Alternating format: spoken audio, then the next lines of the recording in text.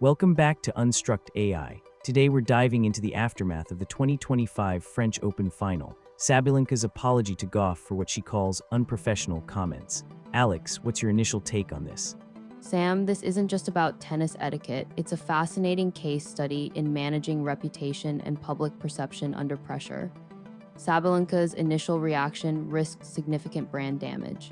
From a behavioral science perspective, Sabalenka's initial comments reflect a classic attribution error, blaming external factors, wind, luck, rather than internal ones, Gauff's skill for the loss. Honestly, I felt bad for Gauff at first. Imagine achieving a career milestone and having your opponent downplay it like that. But Sabalenka's apology seems sincere, like she genuinely learned something. Riley, you faced public criticism after setbacks. How does that experience shape your view of Sabalenka's situation? It's brutal, Sam. The internet amplifies everything. You feel trapped, judged. The key is owning your mistake and showing genuine remorse. Sabalenka seems to be doing that, even if it took her a little while.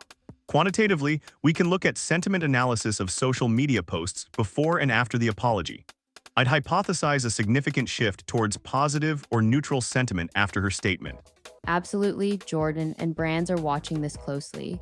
Sabalenka's endorsement deals depend on maintaining a positive image. This apology is crucial for mitigating financial fallout. Alex, can you give us a specific example of how those endorsements might be at risk? Sure, imagine Nike is considering a new campaign with Sabalenka. If public perception remains negative, Nike might hesitate or demand clauses protecting them from reputational damage. It's like a code rollback after a bad deployment. You need to fix the bug and communicate clearly to regain user trust. Sabalenka's apology is her get revert. That's a great analogy, Riley. From a data perspective, we can analyze the apology itself. Was it specific? Did it acknowledge Gauff's achievement? Did it take responsibility? These factors impact its effectiveness. So what exactly did Sabalenka say that caused the initial uproar? Essentially, she suggested Gauff won because Sabalenka made too many errors, not because Gauff played exceptionally well. That lacked grace and sportsmanship, especially after a Grand Slam final. I remember reading that she said Gauff won, not because she played incredible, just because I made all of those mistakes. Ouch, that's minimizing someone's hard-earned victory. And she also implied that Iga Swiatek, who Sabalenka beat in the semifinals, would have defeated Gauff. That's a double whammy of undermining Gauff's accomplishment. So the apology had to address those specific points, did it? Yes, she called her initial comments completely unprofessional and said she let her emotions get the better of her. She also wrote to Gauff personally to apologize. The personal apology is key. It shows genuine remorse, not just a PR move. Saying she wanted to make sure she knew she absolutely deserved to win is a good start. From a communication standpoint, acknowledging the specific offense, unprofessional comments, and expressing empathy. I let my emotions get the better of me are best practices in apologies. But is it enough? Actions speak louder than words. How can Sabalenka rebuild her image long-term? Consistent good sportsmanship is crucial. Win or lose, demonstrating respect for her opponents will gradually repair her reputation. It's a long game. She needs to focus on what she can control, her performance and her behavior on and off the court. Let the results speak for themselves. She needs to focus on the future. Analyzing her on-court behavior for changes after the apology could be insightful. Does she show more grace in defeat? Does she publicly acknowledge her opponent's strengths? Riley, what's the engineering equivalent of demonstrating good sportsmanship? It's about collaboration and acknowledging others' contributions. Instead of claiming credit for a project's success, highlighting the team's effort and praising individual contributions.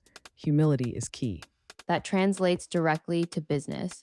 Acknowledging the contributions of your team members in presentations and public forums builds trust and strengthens relationships. There's also the aspect of emotional regulation. Sabalenka admitted she lost control. Learning strategies to manage emotions under pressure is crucial for athletes and professionals alike. What are some practical strategies for managing emotions in high-pressure situations? Deep breathing exercises, mindfulness techniques, and having a pre-planned response for stressful situations. Even something as simple as taking a pause before reacting can make a huge difference. From a business perspective, it's about preparation. Rehearsing presentations, anticipating tough questions, and having a crisis communication plan can minimize emotional reactivity. Research shows that cognitive reappraisal, reframing a stressful situation in a more positive light, can significantly reduce anxiety and improve performance.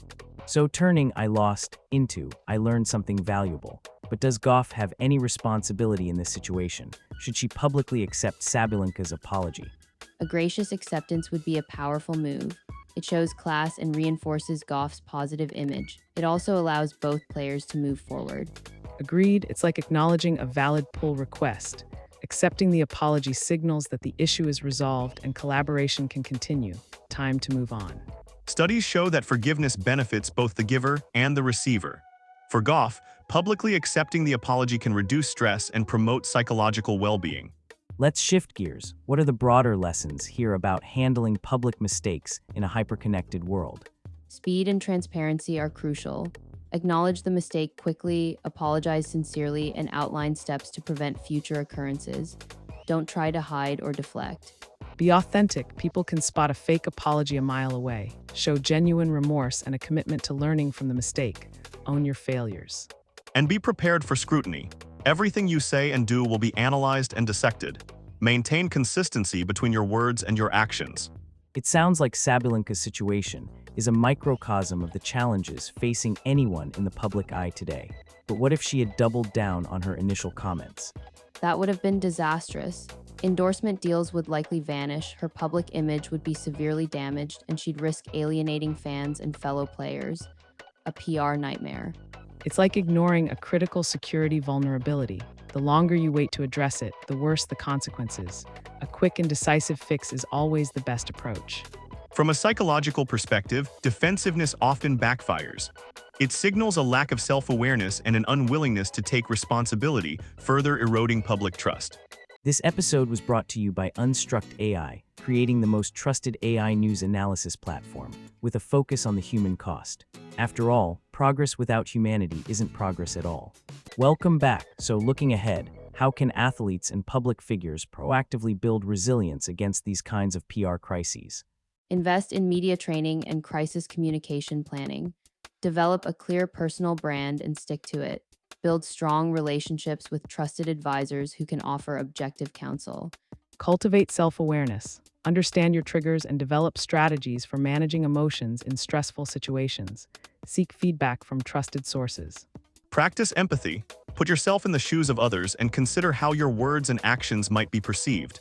Be mindful of the impact you have on those around you. Any final thoughts on Sabalenka's situation and the lessons learned? It's a reminder that even the most successful people make mistakes. The key is how you respond to those mistakes. Sabalenka's apology is a step in the right direction, but her long-term behavior will determine her ultimate redemption. It's a testament to the importance of humility and self-awareness. Recognizing your flaws and owning your mistakes is a sign of strength, not weakness. Sabalenka is on a journey, and hopefully she'll emerge stronger and wiser. It highlights the power of data-driven communication.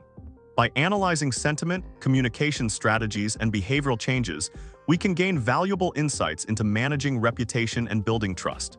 Riley, Jordan, Alex, thank you for shedding light on this fascinating case study of reputation management and the human element of high-pressure situations.